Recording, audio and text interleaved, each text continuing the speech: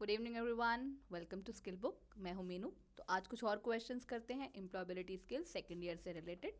चलिए देखते हैं आज के क्वेश्चंस क्या हैं और क्या हो सकते हैं पॉसिबल आंसर्स। चलिए क्वेश्चन नंबर 1 हम देखेंगे।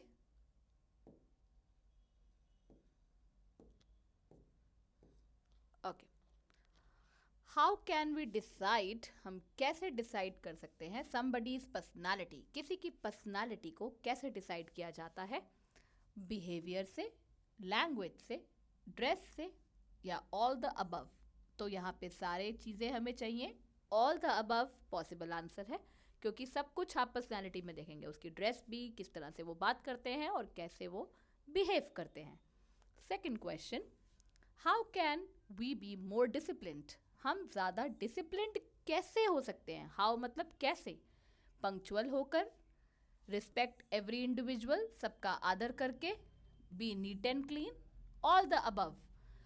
ऑब्वियसली जब आप डिसिप्लिन्ड होंगे लाइफ में तो सबसे पहले पंक्चुअलिटी की बात आती है।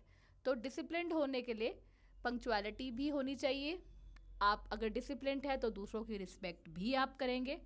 आप साफ सुथरे हैं तो भी डिसिप्लिन में काउंट होता है। तो ऑल द अबव यहाँ पे सही जवाब है, जिसमें सारी खूबियाँ होनी ही चाहिए। नेक्स्ट क्वेश्चन पे आते हैं।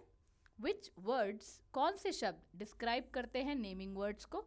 नेमिंग वर्ड्स आर नाउन्स, किसी का नाम। तो कौन से शब्द हैं जो डिस्क्राइब करेंगे naming words? According to colour, colour के हिसाब से, शेप, साइज, क्वांटिटी के हिसाब से, फील और साउंड के हिसाब से। तो कौन से वर्ड्स होते हैं जो डिस्क्राइब करते हैं? Which word describe naming words according to colour, shape, size? तो डिस्क्राइबिंग वर्ड्स आर एडजेक्टिव्स, तो डिस्क्राइबिंग वर्ड्स ही सही जवाब है। Okay, let's come to next question. Question 4, the singular form of lenses. Singular मतलब एक वचन, लेंसेज बहुवचन है। इसका एक वचन फॉर्म, सिंगुलर फॉर्म कौन सा है? उसके लिए आपको स्पेलिंग्स भी पता होने चाहिए। तो उसका सिंगुलर फॉर्म LENS ये होता है। तो ए ही सही जवाब है, क्योंकि स्पेलिंग्स में यही होगा। इसके पीछे ही हमने ES जोड़ा और बहुवचन बना दिया। तो LEN is a singular form. Next, LEN यहाँ पे ये है लेंस। लेंस, लेंस देखो, आपको डिफरेंस भी समझना है। लेंस वर्ड है, यहाँ पे लेंस है, तो ये आंसर है। ये सिर्फ लेन लिखा है, तो that can not be done. और यहाँ पे लेंस अलग वर्ड है, लेंसेज ऑलरेडी प्लूरल तो लेना ही नहीं है, हमें सिंगुलर लेना है। तो लेंस स्पेलिंग में ये होगा, तो ये है हमारा सही जवाब। LENS बहुवचन बनाएंगे तो LENSES। Next question, which word, कौन सा वर्ड एडजेक्टिव है, विशेषण? एडजेक्टिव होते हैं खूबियों वाले शब्द, क्वालिटी वाले शब्द। तो ब्यूटीफुल सुंदर, पार्क, वेव, सी, ये तीनों शब्द तो किसी चीज़ का नाम है। तो ब्यूटीफुल ही एडजेक्टिव है जो कोई खूबी बता रहा है, सुंदर। Question number 6, miscommunication can lead to. Miscommunication, बातचीत अगर ढंग से ना हो, वो क्या लीड कर सकती है? बिल्ड रिलेशनशिप, क्रिएट मिसअंडरस्टैंडिंग, गलत फहमियाँ पैदा करना, सक्सेसफुल प्लानिंग, प्लानिंग अच्छी करना, या इफेक्टिव रिजल्ट्स दिखाना। तो जब मिसकम्युनिकेशन होती है तो मिसअंडरस्टैंडिंग ही होगी, गलत फहमियाँ ही होंगी। इसलिए कम्युनिकेशन स्ट्रांग होनी चाहिए और अच्छी होनी चाहिए।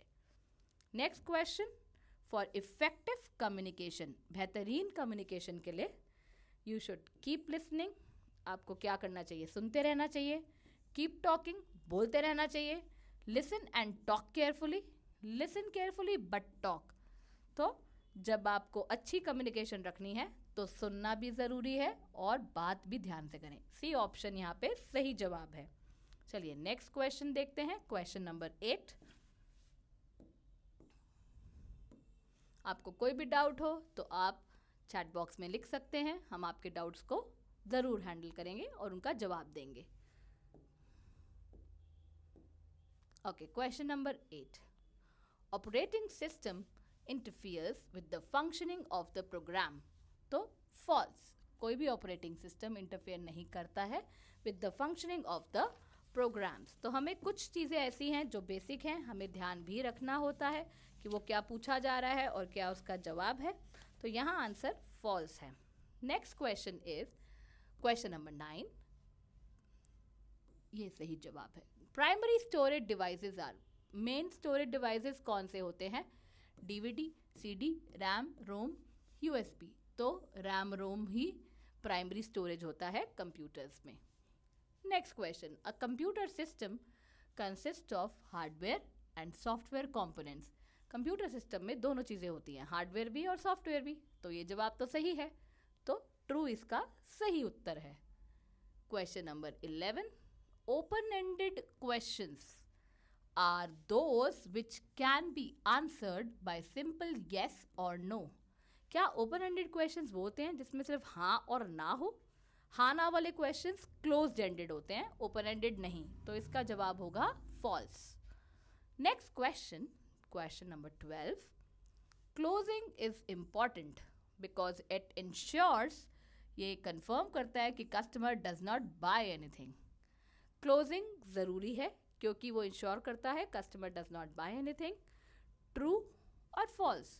क्लोजिंग ज़रूरी है क्योंकि वो कुछ खरीद नहीं रहा है, तो ये आंसर, क्लोजिंग तब हम करते हैं जब हम पूरी तरह से कस्टमर को सेटिस्फाई करते हैं, तो कुछ खरीद नहीं रहा है, यहाँ पे ये फॉल्स जाएगा। क्लोजिंग ज़रूरी होती है हर सेल्समैन के लिए क्योंकि तभी आपने उसकी प्रॉब्लम को सॉल्व करा, हैंडल करा, तभी तो आप उसको अकाउंट क्लोज करेंगे। यही यहाँ पे जवाब होगा। 13th क्वेश्चन, क्लोजिंग अ सेल और service can help you grow in your career. आपके करियर में ये मदद करता है या नहीं? अगर आप क्लोज करेंगे फाइल को, या खुली रहेगी फाइल, चलता जा रहा है, मैसेज आते जा रहे हैं, तो सही जवाब होगा ट्रू। हमें क्लोजिंग करनी होती है, उसके बाद ही आप नया कस्टमर उससे बातचीत कर पाएंगे। Question 14, what is stress? आजकल एक बहुत ही कॉमन प्रॉब्लम है स्ट्रेस। आए दिन आप परेशान रहते हैं, अपसेट हो जाते हैं, वो होता है स्ट्रेस। तो क्या ये फीलिंग ऑफ जॉय है, खुशी की फीलिंग? क्या ये फीलिंग ऑफ सरप्राइज है, हैरानी की फीलिंग? क्या ये फीलिंग ऑफ डिलाइट है, अगेन खुशी की फीलिंग? या फीलिंग ऑफ फ्रस्ट्रेशन, डिसअपॉइंटमेंट, निराशा की फीलिंग? स्ट्रेस तभी होता है जब आप अपसेट होते हैं, तो डी यहाँ पे सही जवाब है। Question number 15, each person has the same set of beliefs and values. क्या आपको लगता है हर एक इंसान, ईच मतलब हर एक, उसके सेम ही आइडियाज़ होते हैं, सेम ही विचारधाराएं होती हैं? नहीं, ऐसा नहीं हो सकता, फॉल्स। हर इंसान अलग है और उसके सेम आइडियाज़ नहीं हो सकते। Question number 16, how many days, कितने दिन उसको लगते हैं एक आदत को बनाने में? 10 दिन, 11 दिन, 15 दिन, 21 दिन? सबसे ज़्यादा 21 दिन लगते हैं किसी भी आदत को डेवलप होने के लिए, और 90 दिन तक तो वो आपका रूटीन ही बन जाता है। तो 21 यहाँ पे सही जवाब है। चलिए नेक्स्ट क्वेश्चन पे बढ़ते हैं।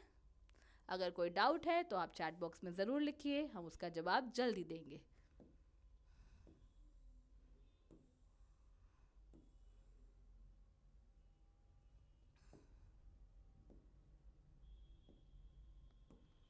Okay, question number 17, factories act. Factories का जो एक्ट था वो कब बनाया गया था, कब इंट्रोड्यूस्ड करा गया था? 1948 ही इसका जवाब है। फैक्ट्री एक्ट 1948 में बनाया गया था, तो सही जवाब यही है। वेजेस आर पेड, वेजेस कैसे पे करे जाते हैं? डेली, रोज, मंथली महीने में, क्वार्टरली 3 महीनों में, ईयरली साल में एक बार।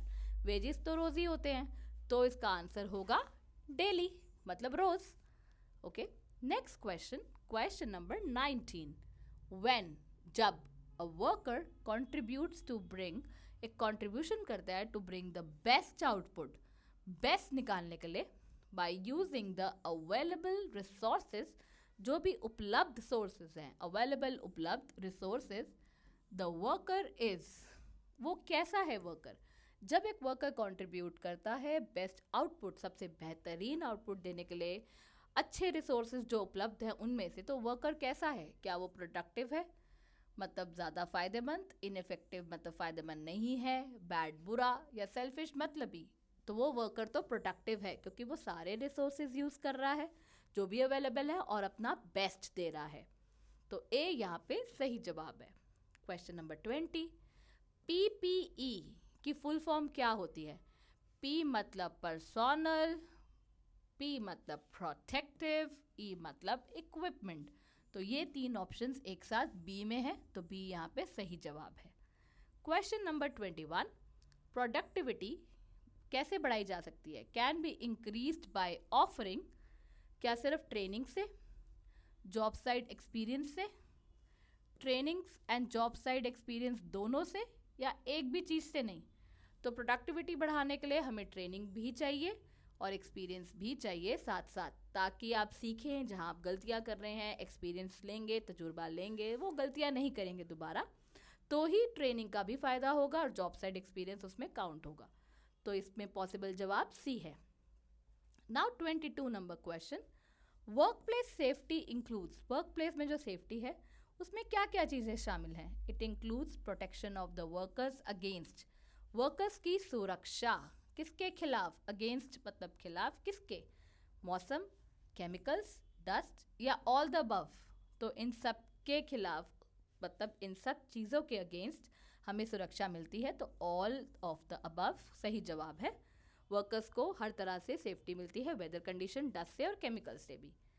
नेक्स्ट क्वेश्चन 23, व्हेन, जब अ वायर इमरजेंसी अकर्स, कोई वायरिंग की इमरजेंसी होती है, अकर्स होना, पीपल हैव टू बी, लोगों को कैसे होना चाहिए वर्क प्लेस पे?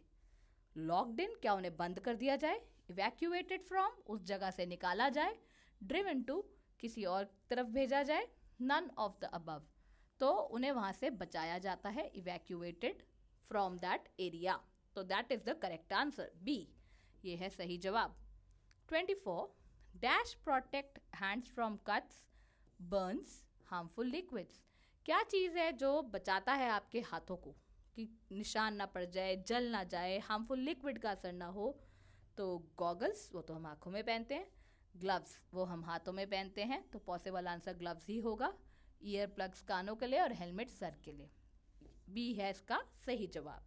चलिए देखते हैं next question, question number 25।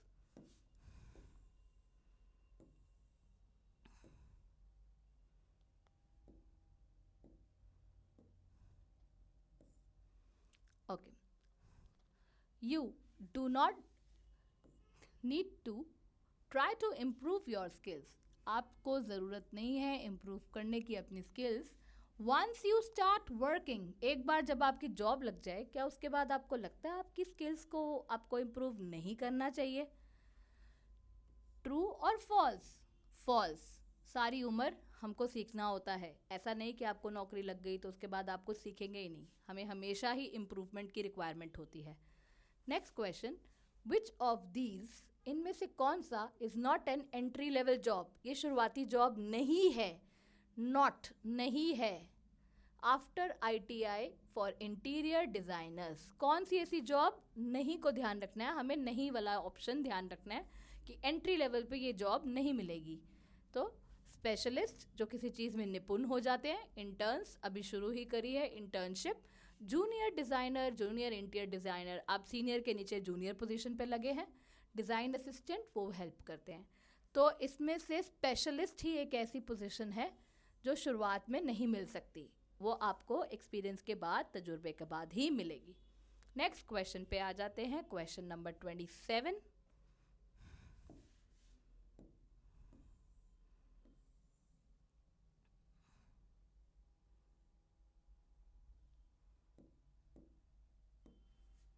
Okay, question number 27, quality management system makes use of, किस तरह से चीज़ों का इस्तेमाल करता है, ऑफ सम टूल्स, कुछ टूल्स का यूज़ करता है, फॉर प्रॉब्लम सॉल्विंग, प्रॉब्लम को सुलझाने के लिए। विच ऑफ द फॉलोइंग, इनमें से कौन सा नहीं है, is not one of the tools, इनमें से कौन सा ऐसा है जो टूल नहीं है?